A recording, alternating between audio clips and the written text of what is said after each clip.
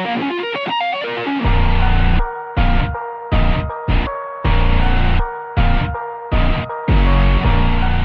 it's me, your boy Bluegatsiga, and today I'll be doing a Yu-Gi-Oh! Tier analysis video, and I'll be starting off with Labrynths. So let's get started. Labrynths, if you don't know for some reason, they are a trap-heavy deck, and they like to utilize normal traps, especially traps that remove monsters from the field. So let's get started. For the pros, we have that they have great monsters. All their monsters are pretty good, except for maybe Archfiend. Also, they have great traps. They also have spells, but most of their spells are hit or miss, and the only good spell is actually the field spell. This deck is consistent, they're fairly versatile, and this deck can utilize most traps in the game, which is pretty nice, and that's also what makes this deck very versatile.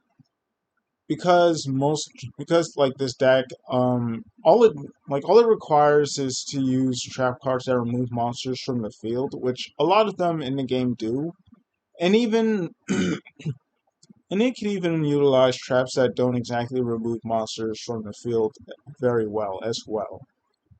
Also, this deck can set up multiple disruptions because obviously it's a trap deck. This deck can swarm because a lot of the furniture cards they basically just swarm the field, especially after a monster is removed by a trap effect. Also, this deck can easily offset the inherent flaws of a trap deck since like two of your furniture cards, they basically allow you to set one of your spell traps from the deck straight to your field, and like clock basically allows you to act. Oh, that's a card. Anyways, and the clock allows you to basically just activate one of your labyrinth spells. I guess one of the labyrinth spells slash traps that you set that turn. So basically making it so you don't have to wait turns just to activate your trap cards or effects. One cool thing you could do is use the clock so you could activate your welcome or big welcome, and then special summon your Lady Labyrinth of the Silver Castle, or the other one that basically allows you to pick cards out of your opponent's hand. And lastly, for the pros, no one expects the Mirror Force. I almost caught several people off guard with the Mirror Force, but never managed to do it because they conveniently pop it. And in one duel, someone just went out of their way just to continuously get rid of my Mirror Force. But no one expects the Mirror Force. That's all you need to know. Also, for the cons, this deck going second is kind of rough. Even though this deck can offset the weaknesses of a trap deck, because even your furniture cards, even if you're going second, you can basically activate the effects on your opponent's turn and set a bunch of trap cards so that way when your turn rolls around, you can just activate your trap card. But it's still pretty rough because you still are going neg, and two, you can't really activate traps on your opponent's first turn, even if you use the furniture cards. Unless you're using clock, but if I recall, clock isn't a quick effect. Also, the other con is cards like Evenly Matched exist. You have Evenly Matched, you have Lightning Storm, and you have Feather Duster running around. Yeah, chances of your back roll staying on the field are very slim.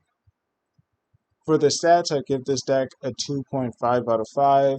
For defense, a 3.5 out of 5. For recovery, a 2.5 out of 5. For versatility, a 3 out of 5. And for consistency, a 3.5 out of 5. For versatility, I guess I could just give it a 3.5 out of 5. Also, I'll say that this deck is indeed a tier 2 deck. Next, we have Rose Dragons, and they're basically just a synchro archetype. I mean, I don't even think this counts as an archetype. The only archetypal cards are the cards that have Rose Dragon in the name. Anyways, let's get started. For the pros, they have a good boss monster in the form of Black Rose as well as Blood Rose Dragon. Or I guess they changed it to Ruddy Rose, if I remember correctly. Anyways, they have great spells and traps. They also are fairly consistent. They have decent recovery options.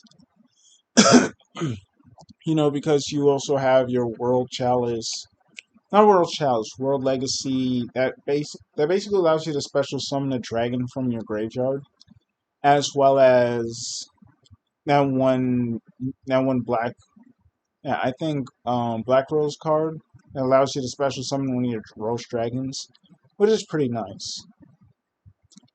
But for the cons, they can't play through more than one or two disruptions. They don't really have much, if any, disruptions. Like the best disruption you could try to hope for is Moonlight Dragon.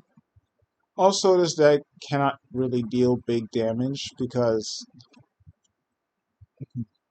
you're mostly just going to be focusing on summoning your Black Rose and nuking the board, or trying to summon Ruddy Rose Dragon and rely on his 3,200 attack stat.